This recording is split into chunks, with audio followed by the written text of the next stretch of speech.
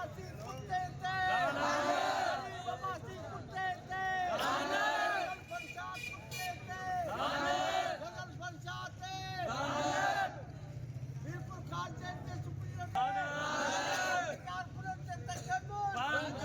कौमी कारपोरेट के तशद्दुद कौमी कारपोरेट के तशद्दुद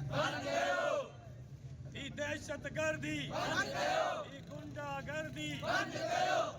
कौमी कारकुनते तशद्दुद कौमी कारकुनते तशद्दुद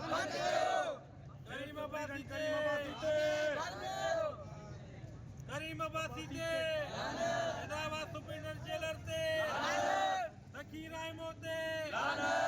करीम अब्बासी थे ये गुंडागर्दी ये दहशतगर्दी कौमी कारकुनते तशद्दुद